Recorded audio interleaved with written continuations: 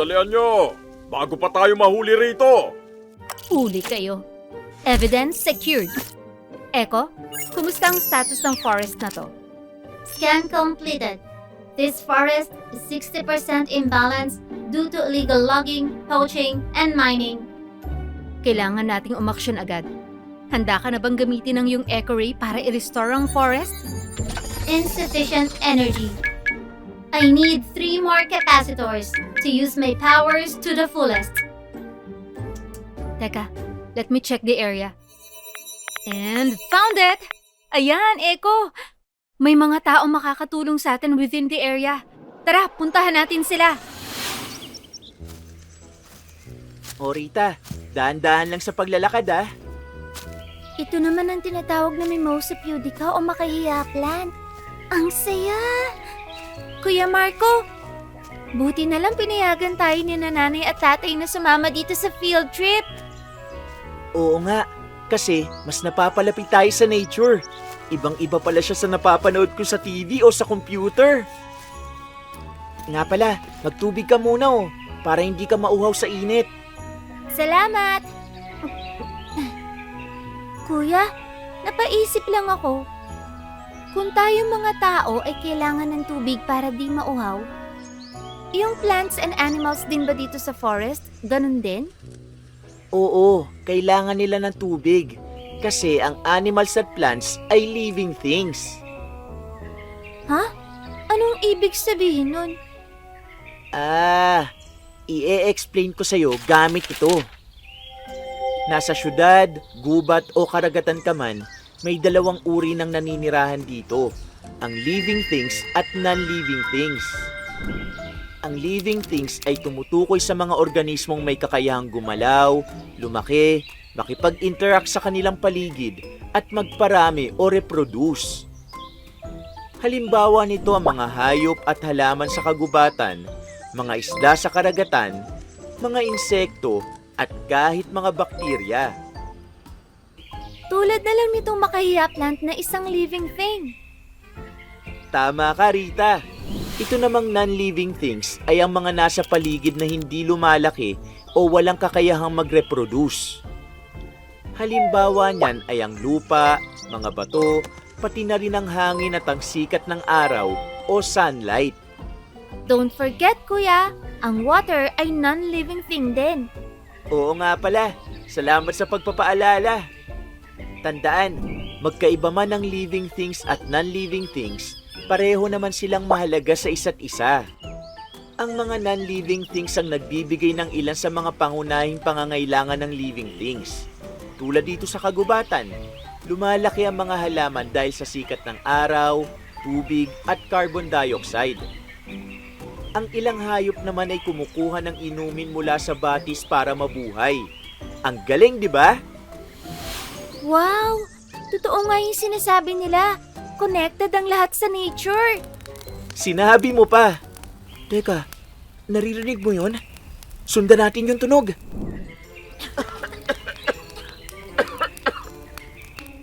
Hala, ano nangyari dito? Sino may gawa nito? Wawa naman yung mga ibon. Wala na silang matitirhan. Polluted pa tong lugar. Kuya, naririnig mo yun? Huwag kang matakot, Rita.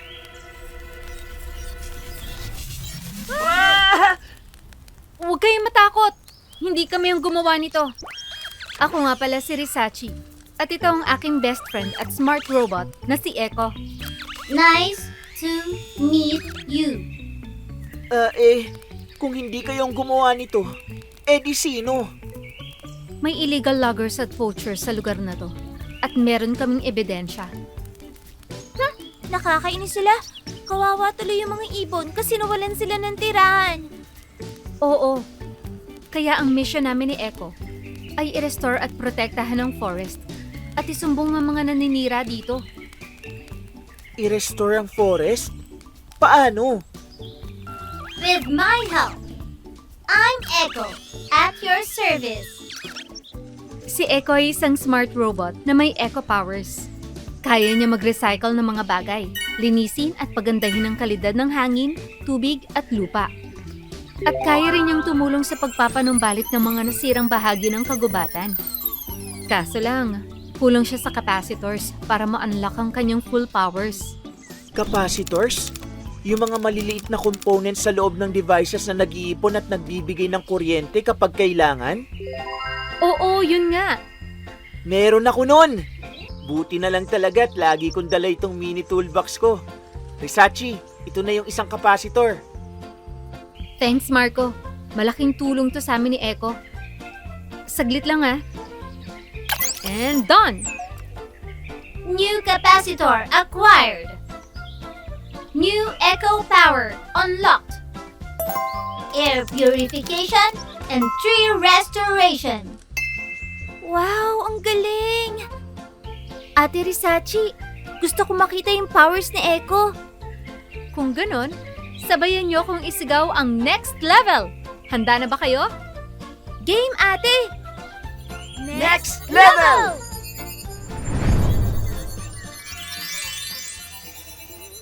Purification complete.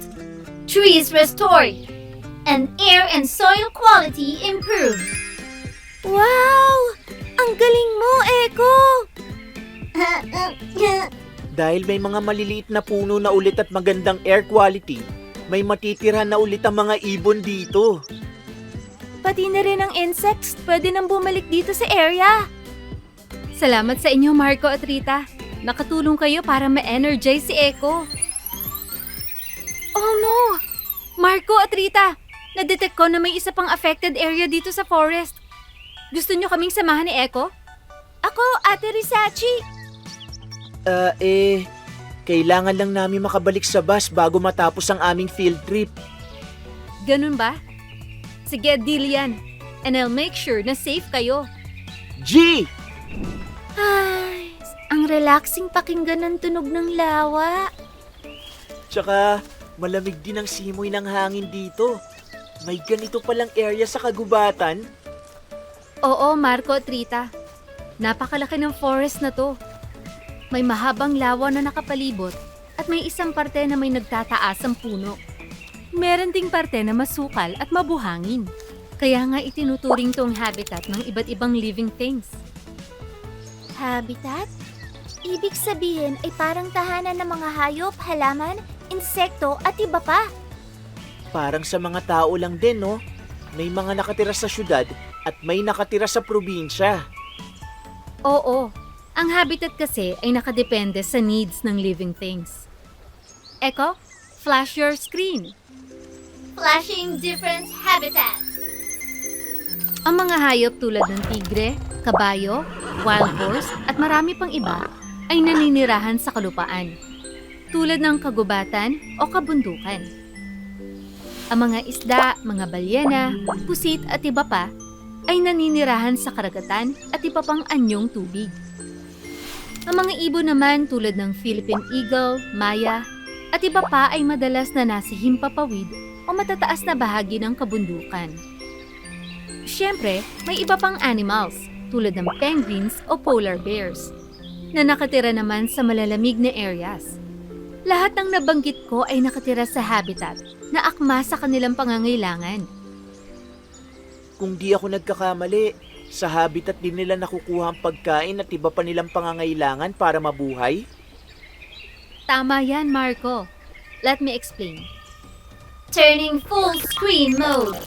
Bukod sa habitat o tirahan ng living things, importante din na malaman ang food groups kung saan sila kabilang.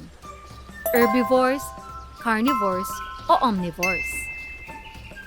Ang mga herbivore ay mga hayop o insekto na kumakain ng halaman. Ah, tulad ng mga kabayo, kambing at mga caterpillar. Tama, Rita. Ang carnivores naman ay mga organismo na kumakain ng karne ng hayop. Oh, para mga tiger, eagle at snake. Panghuli ay omnivores. Ito naman yung mga hayop na both plants and animals ang kinakain o parte ng diet. Ano-anong examples, ate? Well, katulad ng crows na kumakain ng halaman at maliit na insekto. Ang mga bear ay omnivores din, dahil kumakain sila ng mga halaman at mga small animals. Risachi at Rita, kung iisipin nyo, mahalaga talaga ang bawat living things at non-living things sa isang habitat. Sa tulong ng sunlight, tubig, carbon dioxide at sustansya mula sa lupa, nakakagawa ng pagkain ng mga halaman. Ang mga halaman naman ay kinakain ng mga insekto tulad ng tipaklong. At ang mga insektong ito ay nagiging pagkain ng mga ibon o agila. Yan ang tinatawag na food chain. Marco, Rita, at Echo, mukhang nandito na tayo sa affected area. Oh no! Look! Wala na namang fishes at land animals na nakatira dito. Bukod sa illegal logging, dito rin nila tinatapon ang mga chemical waste nila. Naku, kailangan nating mapanagot ang may gawa nito. Pero sa ngayon, simulan muna natin sa mga simpleng paraan ng pagtulong at pagprotekta sa kalikasan. Echo is here to help. I need one more capacitor to unlock water purification, waste recycling, and habitat restoration. Ayan, may isa pa akong capacitor dito. Salamat, Marco. Malaking tulong to. New capacitor acquired. New Echo power unlocked. Oh, Marco at Rita, ready na kayo ulit? Ready? Next level!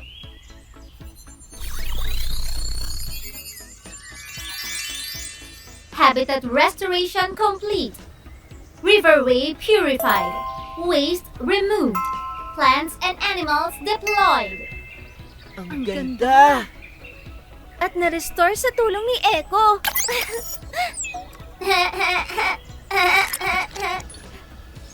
Bukod sa ginawang restoration ni Echo, tignan nyo oh. Nag-install din siya ng natural air purifier para labanan ng pollutants tulad ng usok. Pati itong rock formation, makakatulong para maklear ang tubig. Good job ulit, Echo, Marco at Rita. Bukod sa na-restore natin ang kanilang habitat, tandaan na kailangan pa rin nating alagaan ang kapaligiran bilang suporta sa kanila. I've detected another affected area. Tara! Tara! Clearing path for next station. Ate Risachi, hindi naman tayo nawawala, no? Huwag ka matakot, Rita. Nasa tamang pathway tayo. O Risachi, ingat sa paglalakad ah. May mga tinik o thorns na yung mga halaman dito. Mas makapal din ang mga ugat ng mga puno. Salamat sa paalala, Marco. Nasa deep forest na kasi tayo. Kaya iba na rin ang paraan ng adaptation ng living things dito. Adaptation? Parang libro na ginawang movie? Iba yon, Rita. Sa living things, ang adaptation ay espesyal na katangian o kakayahan na tumutulong para sila ay mabuhay at dumami.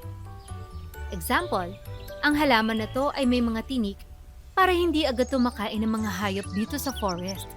Dahil dito, mas napoprotektahan nito ang sarili at mas nakakapagparami pa to. Ang galing naman nun, ate! Risachi, ano pa bang mga halimbawa ng adaptation sa living things? Projector ready. May iba't ibang adaptation traits ang living things depende sa kanilang habitat. Halimbawa, sa swamp areas, mas mahaba at mas manipis ang roots ng ilang puno para mas madali silang makahawak sa malambot na lupa at makasipsip ng nutrients mula sa tubig. Ah, tulad ng mga bakawan sa Palawan. Sa mga desyerto naman, ang mga camel ay may humps sa kanilang likuran na nagsisilbing imbakan ng taba na nagbibigay sa kanila ng energy sa mahahaba at maiinit na paglalakbay. Sa ilalim naman ng dagat, ay may mga octopus na kayang mag-camouflage o magbago ng kulay at itsura para maitago ang sarili mula sa mga predator tulad ng sharks. Ang cool naman ng mga octopus! Panghuling halimbawa ay ang mga polar bear sa Arctic. Meron silang makapal na fur, para makasurvive sa sobrang lamig na klima ron. Salamat sa mga examples na pinakita mo, Risachi. Mas klaro na sa akin ang adaptation. Kuya Marco, Ate Risachi, ito na ba yung affected area? Oo, Rita. Ito na yon. Stress response detected. Do not approach animal. Rita, Risachi, huwag kayong gagawa ng unnecessary movement. Dito lang kayo. Oh no, ate. Anong pwede nating gawin? Let me think. Aha! Echo, use stress reducer. Error. One more capacitor required. Teka. Ito, may isa pa akong kapasitor. Sige, mabilis lang to. New capacitor acquired. New echo power unlocked. Stress reducer. Game! Next level! Animal stress levels normalized. Forest habitat restored. Ano nangyari? Wow! Ganito pala yung itsura ng deep forest. Ang ganda ulit! O, tignan nyo, oh. Yung bear cat natutulog na lang dun sa taas ng puno. Fun fact, ang bearcat o binturong ay may pangalang hango sa itsura nito dahil para tong bear tumayo at may bigote naman na parang pusa. Matatagpuan to sa Palawan at iba pang bahagi ng Pilipinas. Akala ko talaga aatakihin niya tayo. Thank you for saving us, Echo! Bukod sa pagbawas na echo sa stress levels ng mga hayop, nirestore din niya ang balance dito sa deep forest. Salamat nga eh. Nakita natin kanina na kapag nasira ang habitat o environment ng isang hayop, naaapektuhan din ang kanilang adaptation. Kaya mas lalo natin silang dapat protektahan. Tama yan, kuya at ate. Marco, Trita, ito na yung last part ng map na may affected area. Gusto niyo pa bang sumama? Of course, ate! Clearing path for the final station. Destination reached. The affected area stands more than 5 hectares. Oh no! We're too late! Pamilyar itong lugar na ito, Risachi. Dito mo nakuhaan ng video ang illegal loggers, di ba? Oo, nakakalungkot makita na ang laki agad ng nasira nila in just a short amount of time. Apektado na ang buong ecosystem ng forest na to. Ecosystem? Ano yun, ate? Ito yung community ng living things at non-living things na magkasamang namumuhay sa isang habitat. Pag pinag-uusapan ng ecosystem, ang living things ay tinatawag na biotic factor. Samantalang ang non-living things naman ay abiotic factor. Kung tama ang pagkakaintindi ko, Risachi, kapag nasira ang abiotic factor tulad ng mga lupain o hangin, maaapektuhan din ang pamumuhay ng biotic factors tulad ng animals at plants.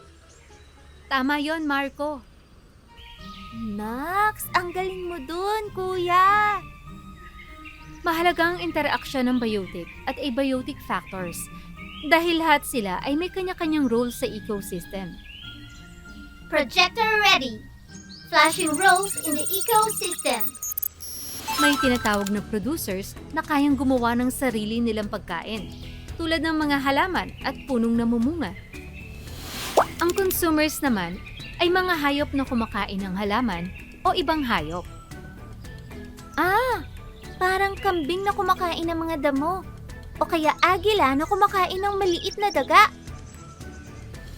Meron ding scavengers na kumakain ng mga natitirang karne ng hayop o mga hayop na hindi nabuhay. Halimbawa nito ang vulture. Panghuli ay ang decomposers na tumutulong mag-breakdown ng mga tuyong halaman at mga labi ng hayop. Ginagawa nila itong sustansya o pataba para sa lupa. Wow! Ang dami palang roles na sa ating ecosystem. Kung kanina, food chain lang, ngayon ay food web na. Sinabi mo pa, Marco. Teka, ipapakita ko sa inyo. Full screen mode activated. Narito ang ilang interactions na parte ng food web. Nandyan ang competition, kung saan nag-uunahan o nag-aagawan sa resources ang mga hayop at halaman para makasurvive. Naku, kapag nasisira ang ecosystem dahil sa polusyon o pagkasira ng kagubatan, mas kukonti ang resources at mas tumitindi ang competition. May tinatawag ding predation, kung saan ang mas malalaking hayop o predators ay nag-hunt o kumakain ng mas maliliit na hayop o prey. Sa cooperation naman, ay nagtutulungan ng dalawang magkaibang uri ng living things para makatulong sa isa't isa. Isang magandang halimbawa nito ay ang mga bubuyog at bulaklak. Kumukuha ng nectar ang mga bubuyog mula sa bulaklak bilang pagkain, habang naipakakalat naman nila ang pollen ng mga bulaklak para dumami ang mga ito. Ang amazing talaga ng iba't ibang interaction sa paligid natin. Isipin mo, kung may isang hayop, halaman o non-living thing man ang mawala, maaapektuhan ang balanse ng ecosystem. Okay, tara tulungan na natin ang forest na ito! Marco, sobrang laki ng damage. Baka hindi kayanin ni Echo ang restoration. Scanning. Power output determined. It would require maximum energy for full restoration.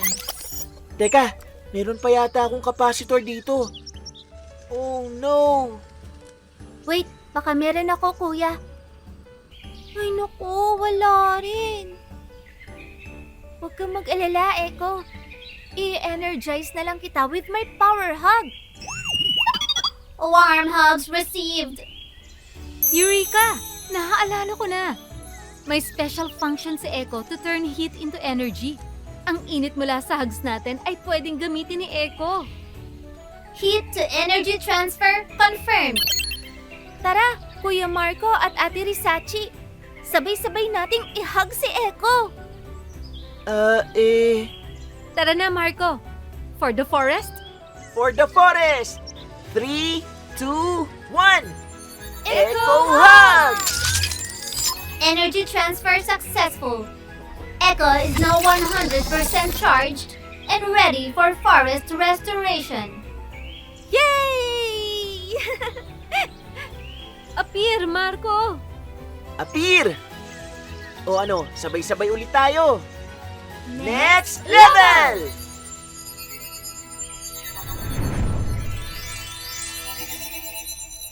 Ecosystem restoration successful. Echo! I love you so much, my best friend, my robot, my partner sa pag-save ng forest. Group hug ulit! But wait, hindi pa tayo tapos. May mga dapat pa tayong gawin para protektahan ang kalikasan at panagutin ang dapat managot. Sakto, may energy pa kami ni Echo para dyan. Forest protection mode on. Iisa lang ang ating kalikasan, kaya bilang mga taong naninirahan dito, responsibilidad natin protektahan at alagaan ang bawat hayop, halaman, at non-living things sa ating paligid. Pataman katulad ko o matanda, pwede nating gamitin ang ating cellphones o computer para magbigay ng awareness tungkol sa mga nangyayari sa kalikasan. At kapag aware na tayo, mas makakagawa tayo ng aksyon. Malaking tulong din ng teknolohiya para i-report ang mga lumalabag sa batas at sumisira sa kalikasan. Kaya use it wisely. Dahil ang pag-alaga sa kalikasan ay hindi lang pag-alaga sa mga hayop o halaman. Pag-alaga rin to para sa ating lahat. Sobrang saya ng araw na to, no, kuya? Yung akala mong field trip lang, naging adventure pa para sa kalikasan. Naalala ko tuloy bigla si Robo M at yung adventure natin sa eWorld. Sobrang saya ko rin na na-meet natin sina Ate Risachi at Echo. At mas nakita natin na kapag sama-sama tayong kumikilos para sa kalikasan, mas malaki ang kaya nating gawin. O, kaya ba nating dalhin sa next level ang pagtutulungan para sa kalikasan?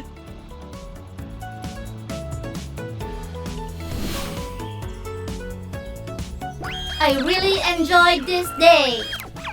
Ako rin, Echo. Hindi lang natin na-save ang forest. Nagkaroon din tayo ng mga bagong friends. Ready for the next adventure? Yes, I am. Echo, track the next forest we need to save.